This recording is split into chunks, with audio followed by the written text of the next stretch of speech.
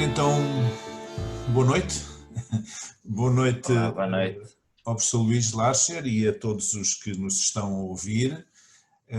Nós temos pessoas aqui em Portugal e também no Brasil que estão a acompanhar. Aliás, estamos a fazer a esta hora justamente para poder alcançar alguns colegas e alunos também e pessoas interessadas em teologia no Brasil.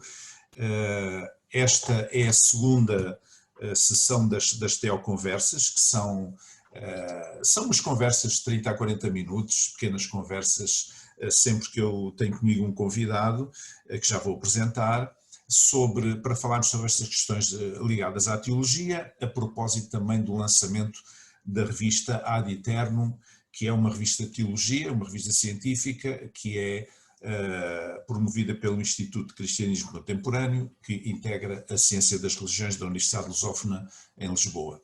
E, portanto, é um prazer estarmos aqui novamente e desta vez tenho comigo o professor Luís Larcher, era um colega que tem estado a colaborar connosco aqui na área da Ciência das Religiões.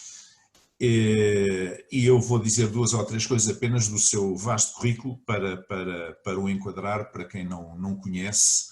O professor Luís Larcher é formado em Teologia pela Universidade Pontifícia São Tomás, em Roma, e também pela Universidade Católica Portuguesa, mas também tem formação em Filosofia, é doutorado em Filosofia pela Universidade de Navarra, uma universidade, enfim, aqui em Espanha, muito prestigiada. Além disso, é sacerdote católico desde 1990 e também está ligado a revistas, digamos, teológicas, enfim, na área cristã. Foi diretor da revista científica La Parola, em Roma, e é diretor da revista Cristos.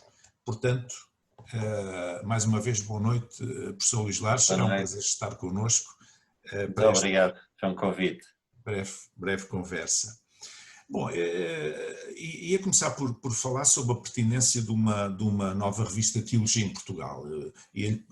Vou-lhe perguntar o que é que acha, se é pertinente ou não, do seu ponto de vista, uma revista científica de teologia em Portugal, se faz sentido, se é pertinente ou não é pertinente do seu ponto de vista.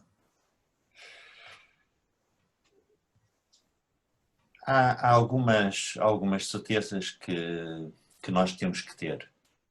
A primeira é que em Portugal não há o hábito, infelizmente, do debate teológico.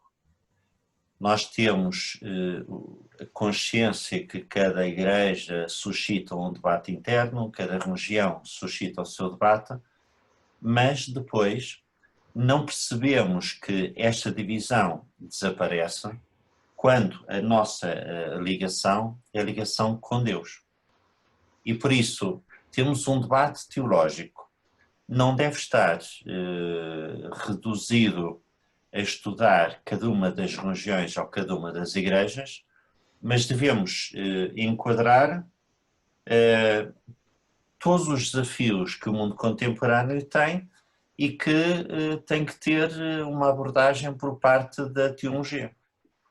Ou seja, nós vemos que há um conjunto de desafios em que muitas vezes não só se prescinde da opinião do religioso ou da abordagem religiosa, e temos um conjunto de opções, até políticas, estão a ser tomadas, em que se decide a vida das pessoas sem saber quem são elas, qual é a sua identidade, qual é o objetivo da sua vida, qual é o sentido da sua vida, como é que as pessoas se realizam, quais é que são os obstáculos que estão a ser colocados à definição do homem como filho de Deus.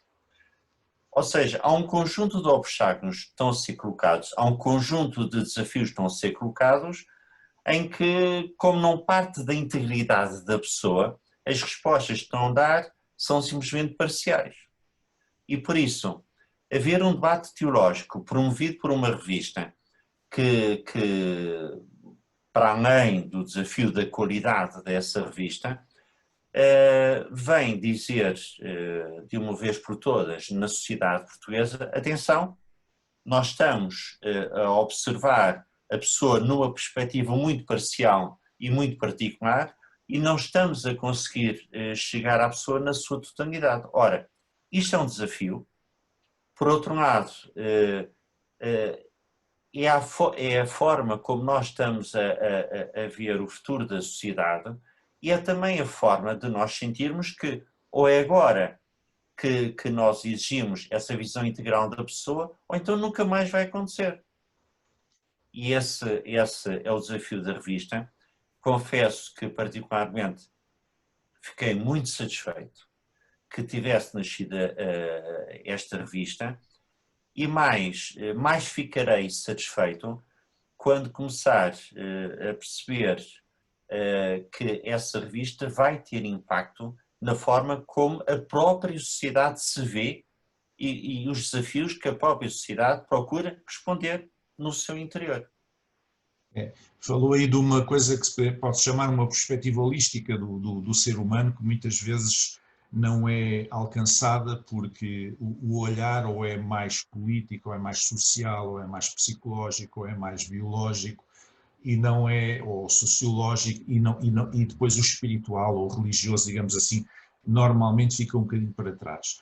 Eu estive hoje a acabar um capítulo para um livro que vai ser editado, onde eu faço, que é centrado sobre as dificuldades entre o poder político, digamos assim, e o campo religioso em matéria de liberdade religiosa. E o artigo é centrado sobre a realidade portuguesa. E pela primeira vez eu fui comparar, desde a lei de Afonso Costa de 1911, passando pela lei de Marcelo Caetano de 1971, até à lei de já em democracia de 2006 do governo de António Guterres, e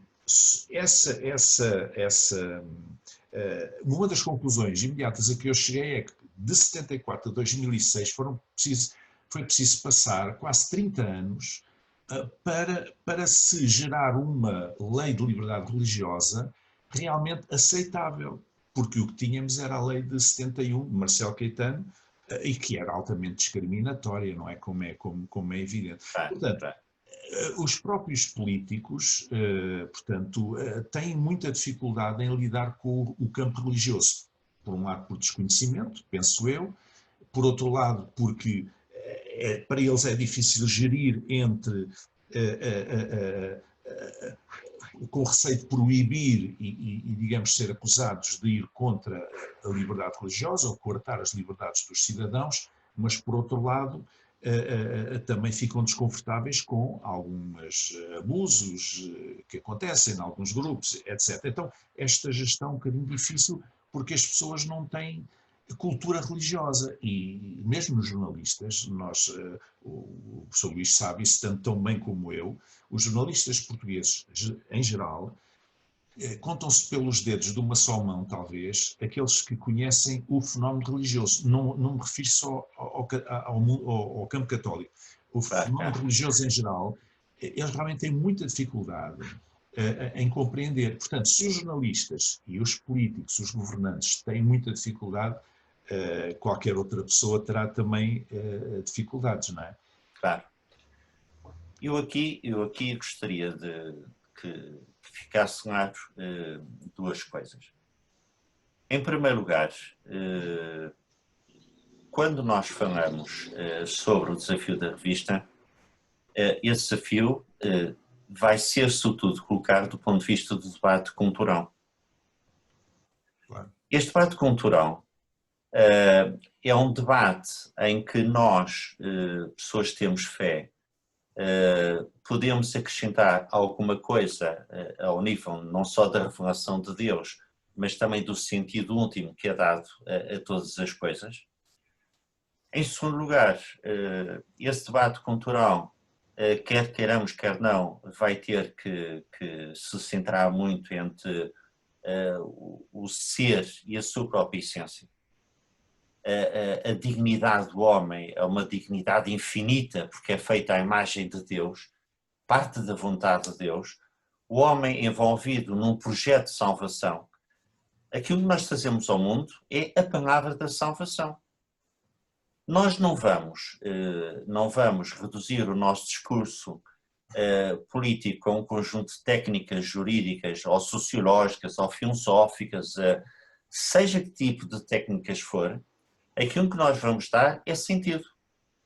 E por isso, para darmos sentido, a nossa intervenção no debate cultural é dizer, nós temos aqui uma oferta de reflexões sobre a pessoa.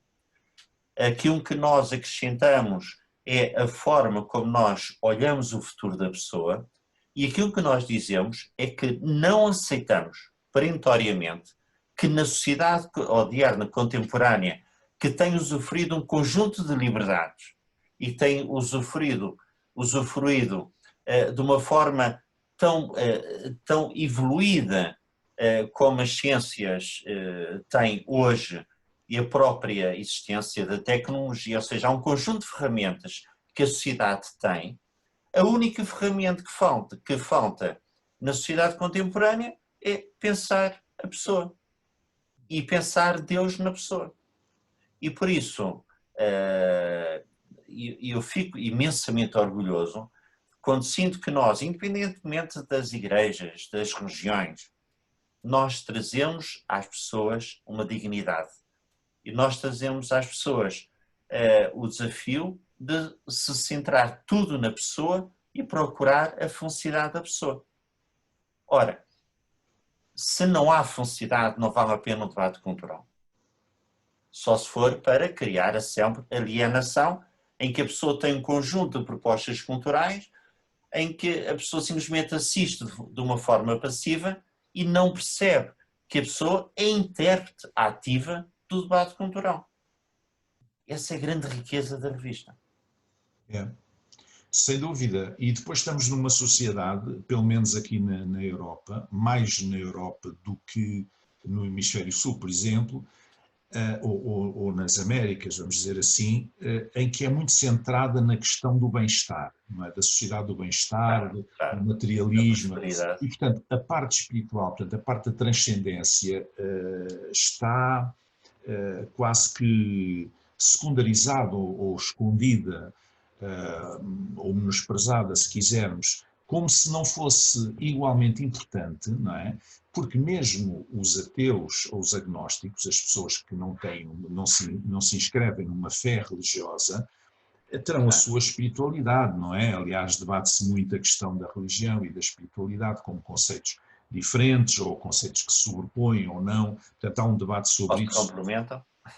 Ou se complementam, exatamente. Há um debate sobre isso. Mas a verdade é que o homem não precisa só do que é material, do que é visível. Há uma dimensão que remete para a transcendência, seja lá como for organizada em termos de pensamento, essa transcendência. E, portanto, isso torna-se uma necessidade que não é respondida, não é? Por aquilo que é o foco principal hoje em dia, que é, nos países com mais em desenvolvimento, é as pessoas lutarem para terem pão, para comer e para dar aos filhos. Nos países um bocadinho mais desenvolvidos é a questão de pensar no futuro, as transformações sociais, o desaparecimento do emprego tal como o conhecemos durante gerações,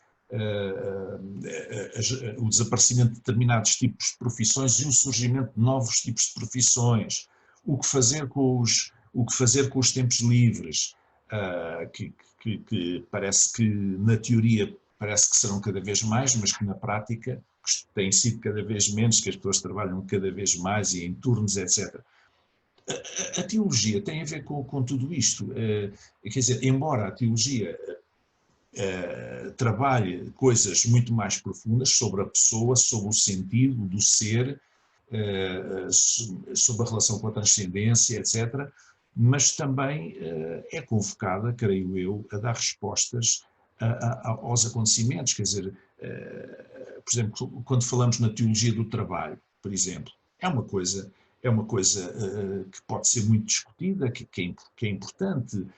Tem havido várias ideias diferentes sobre a questão do trabalho ao longo da história, não é? Desde ser considerado uma maldição, até como o Lutero dizia, era uma vocação em que Deus estava presente, e o Calvin depois sublinha isso ainda mais.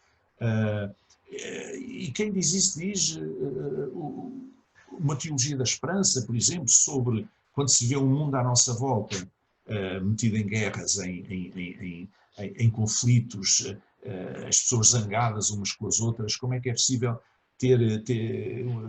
promover a paz e manter viva uma chama de esperança, não é? Para a humanidade. São questões contemporâneas que a teologia tem respostas, não é só a sociologia que pode responder, porque a sociologia vai um bocado atrás dos prejuízos, a psicologia ou a sociologia para interpretar os fenómenos sociais, não é? Ou filosofia, eventualmente, para pensar as coisas, mas há que dar respostas, há que chamar a atenção para determinados aspectos. Uma das coisas, eu não sei, gostava de saber a sua opinião, uma das coisas que me preocupa hoje, como cristão que sou, é que a Igreja, e quando falo na Igreja falo em geral, não falo de nenhuma igreja em particular, não é? A Igreja Cristã. Os setores da Igreja Cristã estão a perder a autoridade profética. O que é que eu quero dizer? Quando há líderes religiosos que se envolvem tão profundamente em política, que se propõem a campanhas eleitorais, a entrar em disputas partidárias, a fazer eleger, a discutir, a concorrer a lugares eletivos, com toda a confusão que isso gera, não é? A tomarem posições políticas, algumas altamente controversas, estou a pensar mais no continente americano, tanto a norte como a sul. Eu pergunto qual é a legitimidade ou a moral, digamos assim, que a Igreja tem para ter uma palavra profética, porque a Igreja deve ter uma palavra profética, não é?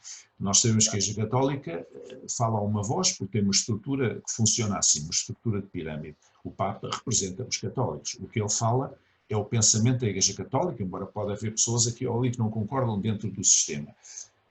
Mas nas outras igrejas cristãs não existe essa figura. Então há uma confusão generalizada. Eu pergunto como é que é possível ter uma palavra, uma autoridade profética para amanhã a Igreja poder dizer, olha, isto está mal, levantar a voz e dizer isto está mal. Eu agora estou a falar mais do lado protestante e evangélico. Isto está mal, quando as pessoas que poderiam dizer tomaram posições completamente interesseiras, políticas no sentido mais baixo do termo, etc.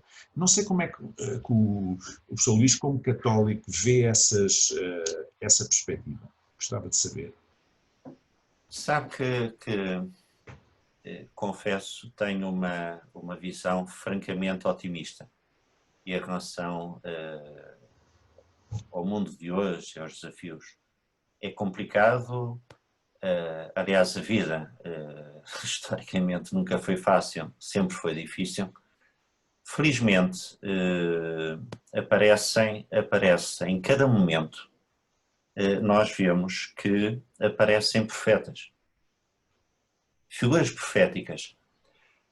Em cada momento da nossa história, mesmo quando o mundo sente que já tem poucas forças para conseguir sobreviver, que aliás, infelizmente, grande parte do mundo também de hoje se limita a sobreviver, em que a palavra esperança é quase que uma categoria que só algumas pessoas podem ascender, as outras não. Quando nós vemos que a pobreza não é simplesmente uma pobreza material, mas há um conjunto de pobrezas neste tempo, como em todos os tempos, em que as pessoas têm ícones que são diferentes do ícone de Deus, quando nós vemos que as pessoas são profundamente ignorantes e procuram cobrir essa ignorância com um conjunto de palavras e de causas que toda a gente adere em cada tempo, que é a causa dos pobres, que é a causa dos abandonados, que é a causa das pessoas que coitadas não são capazes de sobreviver. nós descobrimos que em cada tempo tem aparecido o seu profeta. E nós vemos que estes profetas não vêm só da igreja católica. Quantos profetas apareceram historicamente nas igrejas reformadas ou protestantes? Quantos profetas hoje, em cada comunidade, são aqueles que, mais do que falar de teologia, falam de esperança, em que as pessoas vivem uma dinâmica de esperança. As pessoas hoje saem muitas vezes das suas cerimónias, em que estão diretamente com Deus, diretamente a Deus, e muitas vezes através do pastor ou do sacerdote, em que as pessoas saem com uma alegria imensa, em que as pessoas dizem: eu acredito, vale a pena, não vou desistir, tenho que trabalhar, ótimo, vou trabalhar com sentido, tenho que viver a minha família, ótimo, vou tentar valorizar mais a minha família, em que olhamos para a política, em vez de ficarmos tristes e derrotados com as diferenças e com as fraturas, percebemos, não, no meio disto tudo, há políticos que são muito sérios e que nos envolvem, todos nós, percebem que nós somos o céu do povo, é que é um povo de Deus, que hoje também se utiliza na política.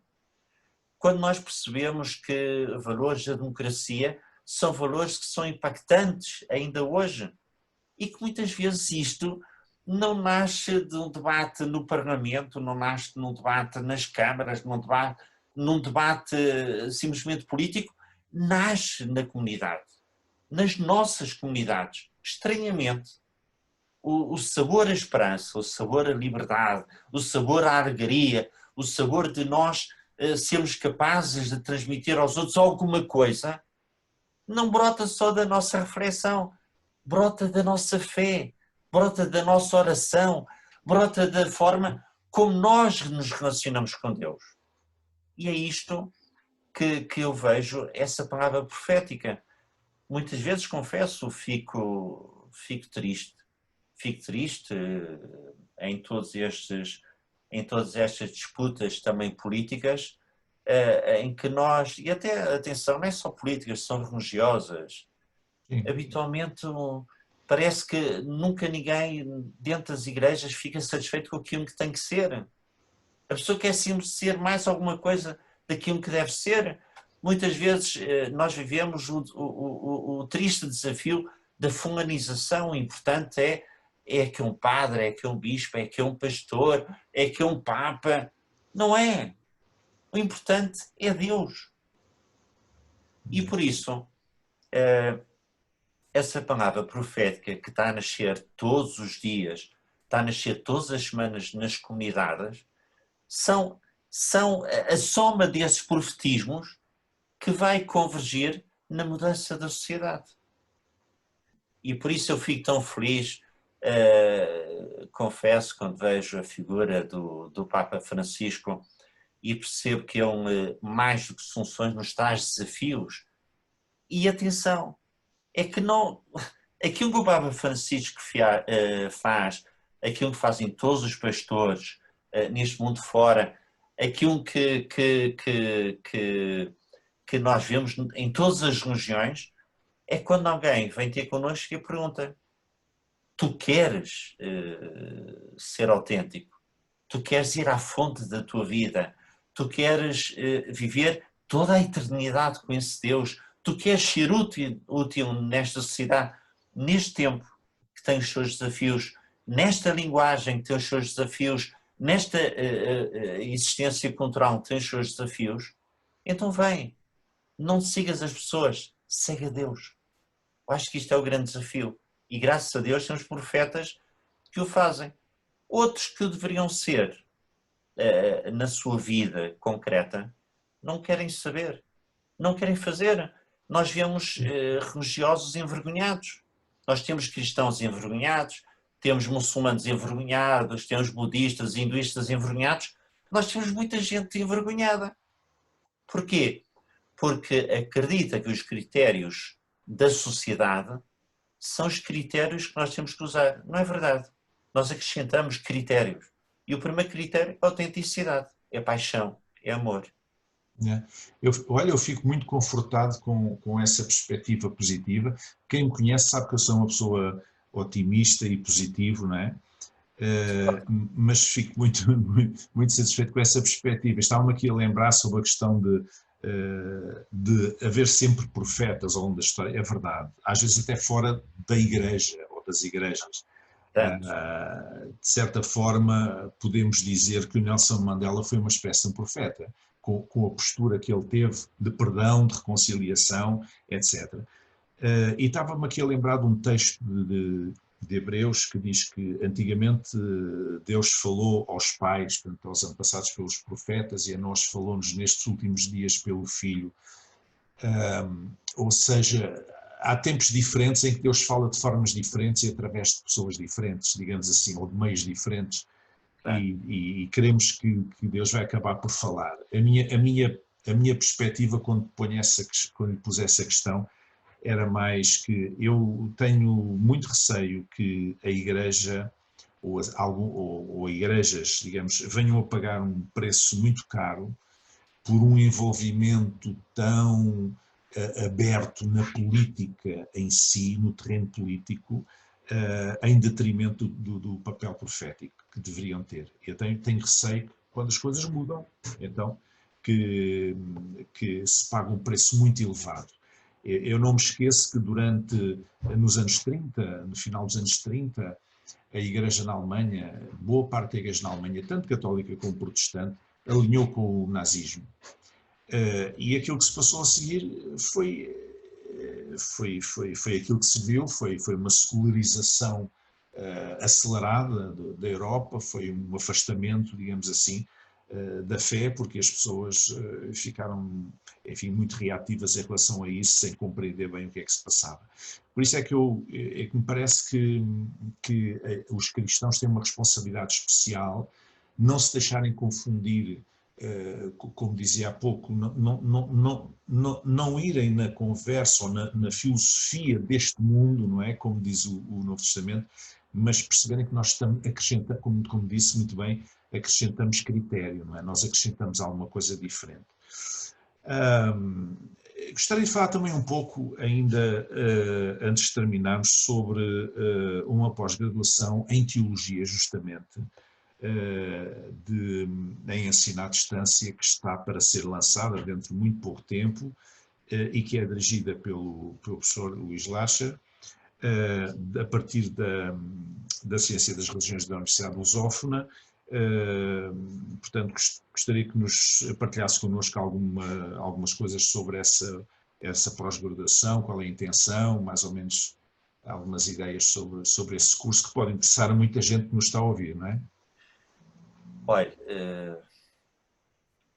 há uma coisa que eu tenho a certeza, não é o sucesso, não se vai medir pelos números. Deus queira que sejam muitos, que sejam pessoas muito interessadas, porque isso vai ser importante. Em primeiro lugar, nós vamos partir de uma ciência, que é a teologia. A teologia é a única ciência que parte da revelação. Parte da palavra de Deus. Parte do próprio Deus. E por isso, a racionalidade, o método, o modelo científico, procura não só explicar as grandes questões que são colocadas constantemente da humanidade, mas também a forma como Deus, hoje, no mundo de hoje, consegue chegar às pessoas através de nós. E isso vai exigir o quê? Vai exigir não só, por um lado, a consciência daquilo que nós somos. Nós somos, certamente, instrumentos de Deus para fazer chegar às pessoas a sua própria eternidade e a sua própria dignidade, mas também vai nos colocar questões sobre como é que nós somos capazes de fazer chegar às pessoas no debate cultural que acontece, o que é que Deus quer para cada uma das coisas. Isto é importante as pessoas perceberem. Nós, na teologia, partimos da revelação divina. O que é que Deus diz de um próprio? E mais, como é que nós somos integrados nesse projeto que ele tem para a humanidade e para o mundo? Como é que nós somos integrados mantendo, atenção, mantendo inalterada a nossa capacidade de sermos pessoas de reflexão, de nós mantermos integral a nossa consciência, a nossa liberdade de consciência, como é que nós mantemos integral a capacidade de explicarmos as coisas que acontecem no mundo, como é que nós somos capazes de manter integral a nossa capacidade de saber que o nosso conhecimento de Deus é infinito e que por isso mesmo é sempre necessário. No mundo de hoje, aquilo que as pessoas não aceitam não é Deus. Aquilo que as pessoas hoje, no mundo de hoje, não aceitam é a linguagem com que é explicada Deus. Nós continuamos a ter uma linguagem infantil ou infantiloide a falar de Deus, mas as pessoas não são infantis. As pessoas podem ser iletradas, o que não significa que não tenham consciência da verdade e não tenham consciência dessa presença de Deus no mundo. O que é que elas querem dessa presença de Deus? E outra coisa que nós percebemos é que quando as pessoas olham para as três grandes religiões monoteístas, o cristianismo, o judaísmo e o islão, as pessoas olham como sendo uma espécie de realidade mistérica, em que percebem que tem um conjunto de coisas, tem um corpo doutrinal, as pessoas percebem que tem as suas cerimónias, mas acham que aquilo é tudo uma realidade cifrada. Ora, o que é que acontece? Quando as pessoas não sabem ou não percebem o que é aquela realidade, o que é que fazem? Muito facilmente inventam. As pessoas não sabem, inventam. Ou então aparece aquilo que na sociedade mesmo portuguesa existe muito, é o parece-me que. As pessoas não sabem. As pessoas não sabem. As pessoas dizem parece que. E quando há uns indivíduos que têm como função de vida inventar ou criar slogans que toda a gente adere, porque parece que isso é muito bonito, parece que isso é muito importante, parece que isso é que é relevante, as pessoas não têm culpa, mas nunca ninguém lhes chega a elas e fala de Deus, e fala dos desafios de Deus. Por isso, em primeiro lugar, o que é que nos interessa? Conhecer o pensamento teológico das três grandes religiões monoteístas. Não, já basta dizer que parece. Quando nós vemos os desafios que têm acontecido, por um lado, em países em que as religiões, há uma religião dominante, em que as outras são reduzidas. Por outro lado, quando nós vemos que há confrontos entre as religiões, parece que é um confronto teológico. Quando não é um confronto teológico, é um confronto político. Quando nós vemos que há nichos de influência política das diversas religiões ou das diversas igrejas, todas as outras são menores. E muitas vezes as pessoas não sabem conviver porque não foram ensinadas. Atenção, professor, o problema é que as pessoas não foram ensinadas à tolerância. As pessoas não foram ensinadas a saber que Deus também está presente naquela igreja, naquela religião. Sim. E nós ficamos estupefactos quando aparece um Papa Francisco que coloca sobre a mesa um conjunto de debates que nós pensávamos que não era possível que uma igreja que tem sido vista como uma igreja muito sensível ao político, ao poder, quando vemos igrejas protestantes, reformadas, que têm tido também hoje um debate cultural muito atual sobre para onde é que vai o mundo, o que é que nós queremos deste mundo, para onde é que vamos levar a nossa consciência, como é que formamos a consciência? Quando nós vemos este acordo que o Papa Francisco fez, por exemplo, em Al-Aqsa, em que aquilo que diz é nós temos que dar as mãos todos aqueles que somos filhos de Deus. Todos aqueles que seguimos a Deus. Ora, há aqui um denominador comum. Mas esse denominador comum nunca vai ser possível de definir se, entretanto, não houver conhecimento aonde é que há Deus em cada uma destas três grandes religiões. Então, primeiro de tudo, vamos conhecer Deus. O que é que cada uma das três religiões diz sobre Deus? Que desafios culturais é que traz à sociedade contemporânea ou à sociedade odierna? E então, a partir daí, nós vamos descobrir que nós, cada um de nós, que é teólogo, vamos descobrir que temos uma palavra. Qual é a palavra? É levar às pessoas aquilo que Deus nos diz sobre ele próprio, o que é que Deus diz sobre a sociedade, qual é que deve ser o caminho da sociedade e o caminho do mundo, e vamos sobretudo descobrir o que é que nós temos em comum. Sem colocar em causa a identidade de cada uma das religiões, nós temos muito mais coisas em comum, porque as religiões são feitas por pessoas.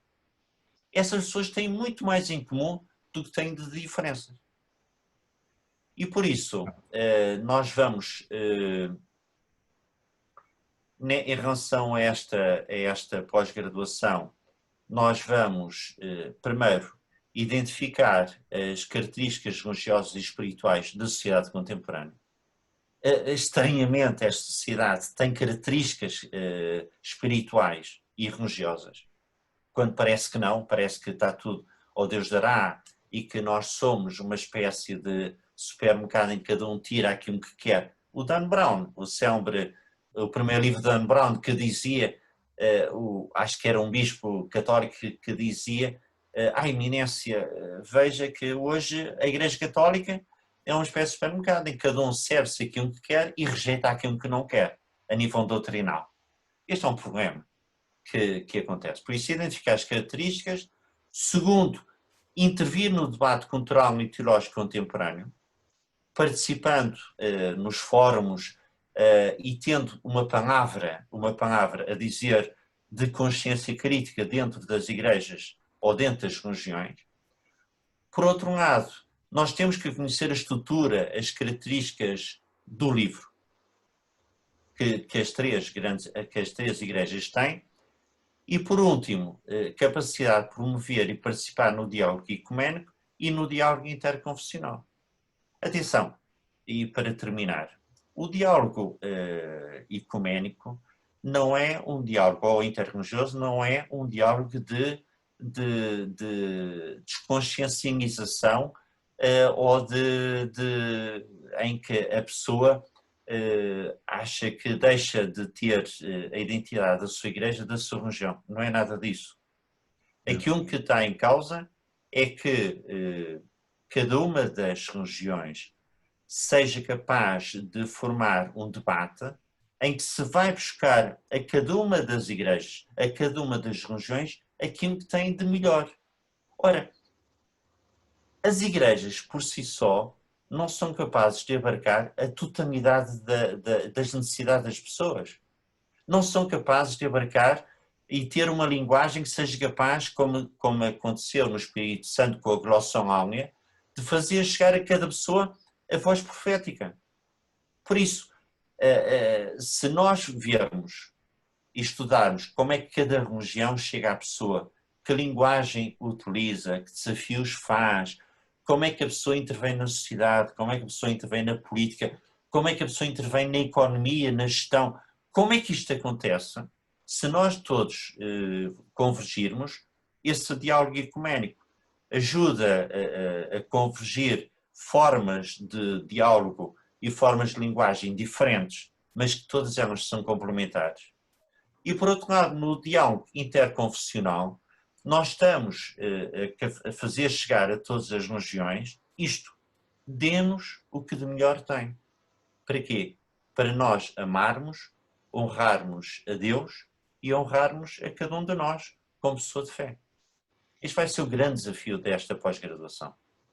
Ok, com essas palavras, creio que ficou aí um caminho aberto para suscitar o interesse das pessoas em geral que nos estão a ouvir. Espero bem que se interessem todos estes conceitos e esta apresentação penso que são bastante suscetíveis de promover a curiosidade e o interesse e que possa ter bastante sucesso.